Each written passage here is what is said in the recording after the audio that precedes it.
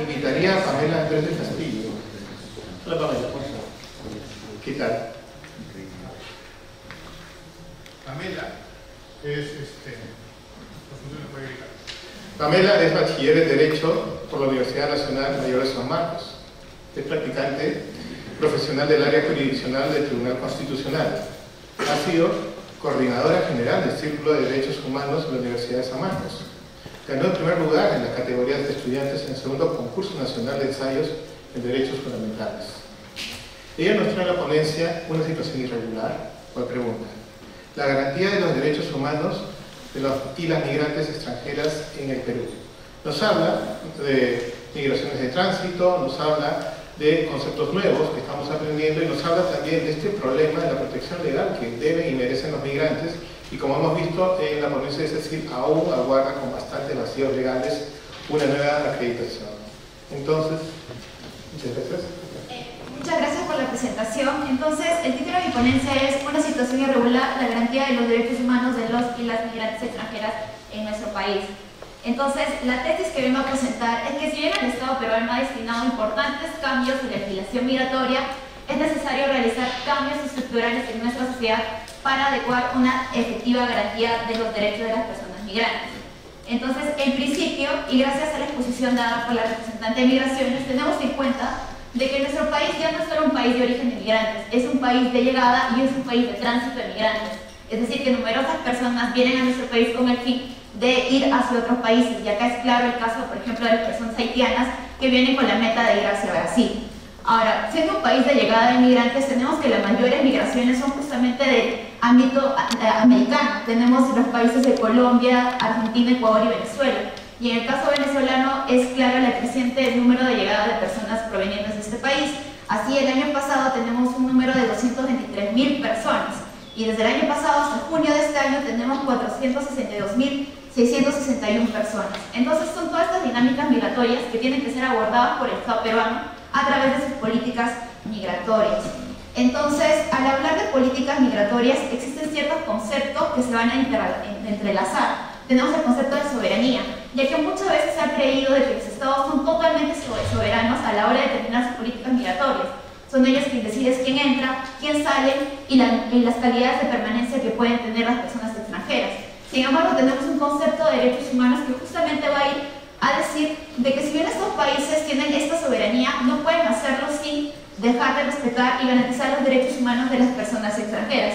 Nuestro país, por ejemplo, pertenece al Sistema Universal de Derechos Humanos, donde se encuentra quizás el tratado más completo en materia de migrantes, que es la Convención Internacional sobre la Protección de todos los trabajadores migratorios y sus familias. Además, pertenecemos al Sistema Interamericano de Derechos Humanos, donde está la Comisión Interamericana, donde está la Corte Interamericana, y justamente la Corte Interamericana, en el caso Vélez Lorros y Panamá, nos ha dicho justamente esto, que las políticas migratorias deben estar justamente armonizadas con la protección de derechos humanos.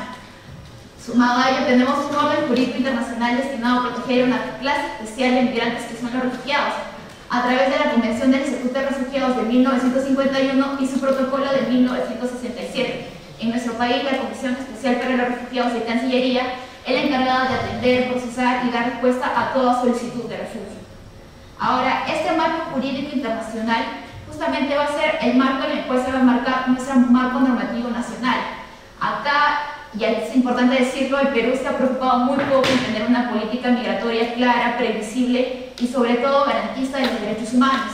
El decreto legislativo 703, que es la antigua ley migratoria de 1991, permaneció durante 24 años sin reglamentar. El problema que se vio en el decreto legislativo 1236 del año 2015, que lo vino a reemplazar, que también permaneció sin un reglamento.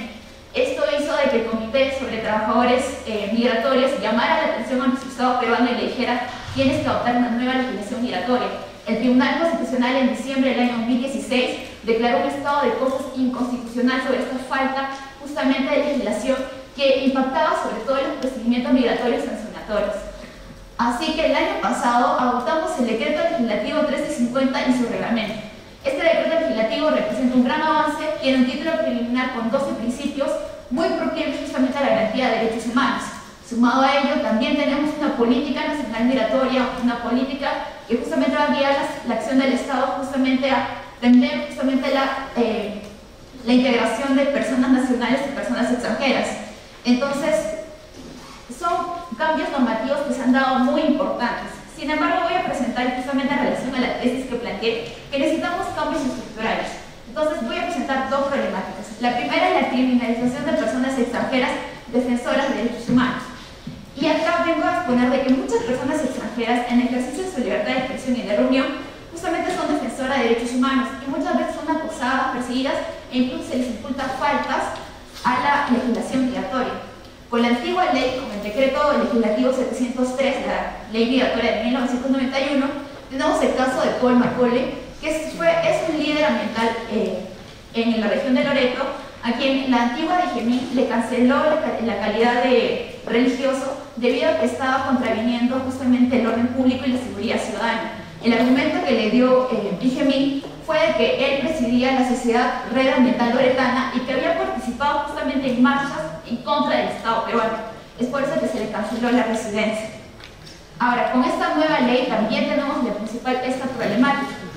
Tenemos que el año pasado, por ejemplo, se detuvo a la activista canadiense Jennifer Moore y al periodista estadounidense John Duggar.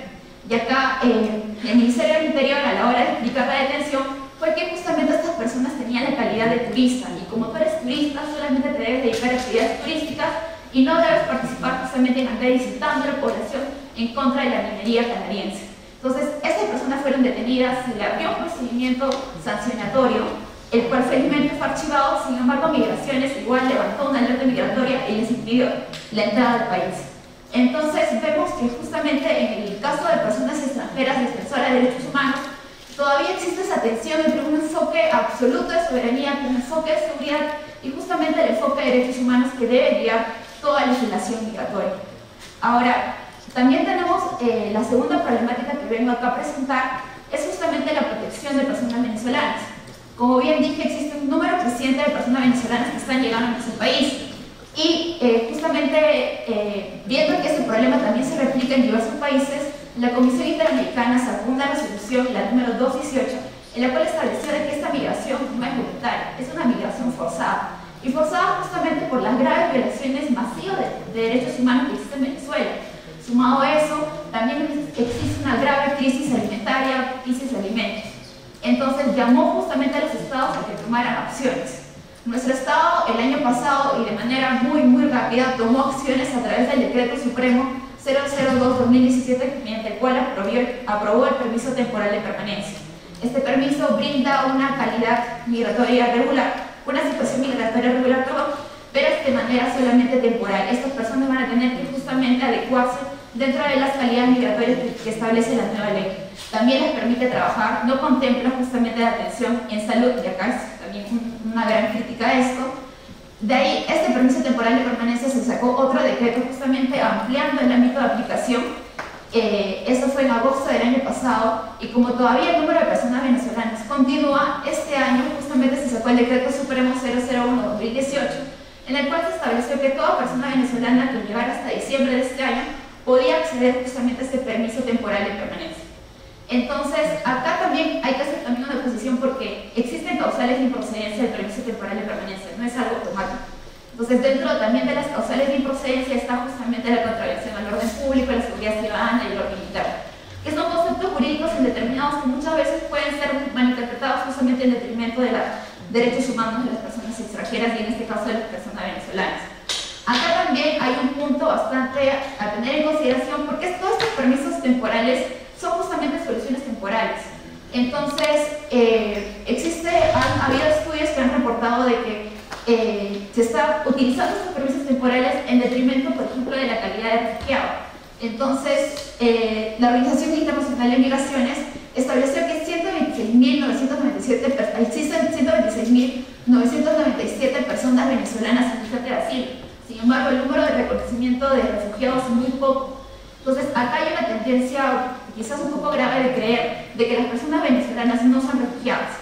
Entonces, acá tenemos que tener en consideración que la Corte Interamericana en la opinión positiva número 25 ha establecido que existe un derecho de todos de recibir y buscar asilo, lo cual corresponde justamente a los estados, en principio, a estudiar adecuadamente toda solicitud de asilo, y sumado a ello también a dar la respuesta de manera adecuada, no solo considerando en la definición establecida en la Convención del Estatuto de Refugiados de 1951, la cual establece justamente estos temores de persecución en base a 5 causales, sino también tomando en consideración la Declaración de Cartagena de 1984, declaración que justamente fue dada en nuestro ámbito americano y en la cual se establece también la protección del refugiado a aquellas personas que justamente huyen de violencias generalizadas, violaciones masivas de derechos humanos. Entonces, con esto no quiero decir de que justamente toda persona venezolana automáticamente merece una solicitud o merece ser aceptado como refugiado, sino que tenemos que tener en consideración que tenemos que explorar esta posibilidad, tenemos que ampliar, justamente adoptar una definición ampliada de la definición de refugiado para poderles darles una solución duradera y quizás no una solución temporal como sería el permiso temporal de permanencia. Ahora, justamente exponiendo estas dos problemáticas, creo yo de que podemos arribar a unas primeras conclusiones.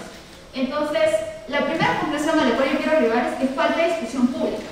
¿Por qué? Porque recordemos que las 3 legislaciones migratorias que hemos tenido han sido decretos legislativos, no han pasado por el Congreso. Eso quiere decir de que no se ha adoptado un espacio de deliberación pública y sobre todo que la sociedad de nacionales peruanos no hemos tampoco interesado sobre los problemas de derechos humanos que sufren las personas extranjeras. Caso particular también de que las personas extranjeras tampoco pueden votar en nuestro país, salvo en elecciones municipales. Entonces se les hace muy difícil justamente visibilizar la problemática de derechos humanos que estas personas poseen. En segundo lugar, es que subsiste un enfoque de seguridad. Por más de que tengamos marcos normativos justamente que se van adoptando al discurso de derechos humanos, todavía existen prácticas de creer que las personas extranjeras, los grandes números de llegada de personas extranjeras, es una problemática de seguridad nacional, de seguridad pública o de orden interno, cuando realmente no es así. Tenemos que adoptar también, hacer el balance que justamente nos dice la Corte Interamericana, balancear justamente la noción de soberanía con la protección de derechos humanos y siempre centrarnos en que son personas y que tienen igual los mismos derechos que nosotros y no necesariamente podemos avalar una cierta restricción en base a su nacionalidad. La tercer punto al cual quiero arribar en conclusión es que necesitamos coordinación interinstitucional y adopción de protocolos. Y adopción de protocolos en cada justamente ámbito en el cual la persona migrante extranjera tiene que lidiar día a día, tales como la Policía Nacional, también con el Departamento de Migraciones, para poder justamente evitar estas interpretaciones justamente poco arbitrarias sobre las nociones de orden público, seguridad ciudadana, orden interno, y también, por ejemplo, con el personal de salud tenemos que adoptar para que puedan ser un poco más proclives a la defensa de derechos de las personas migrantes. Y como cuarto punto, falta de medidas temporales. Tenemos que empezar a adoptar, y ya con esta nueva ley, la política nacional migratoria, podemos ir pensando ya a largo plazo sobre cómo vamos a garantizar los derechos de las personas justamente migrantes. Acá un caso viene a ser, por ejemplo, el caso de las personas venezolanas. Estas personas van a tener que regularizarse. Entonces tenemos que estar fomentando justamente su regularización para que ya no dependamos de una solución temporal como sería el permiso temporal de permanencia. Entonces, son esas primeras reflexiones con las cuales yo les quiero un poco llegar. Posteriormente, esto es parte de un trabajo de investigación al cual yo me estoy abocando. Y creo que existen numerosos casos más en los cuales las personas extranjeras también ven vulnerados sus derechos. Recordemos, por ejemplo, el caso de la mujer venezolana que fue víctima de violación en el distrito de Puente Piedra. Lamentablemente no fue la única. También recordemos los diarios casos de acoso callejero que sufren las personas venezolanas, las mujeres venezolanas que se dedican al comercio ambulatorio.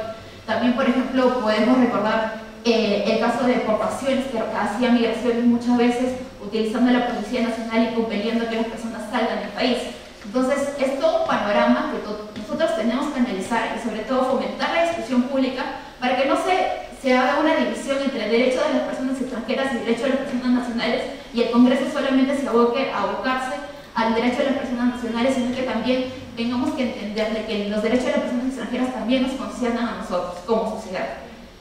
Bueno, muchas gracias, eso sería todo.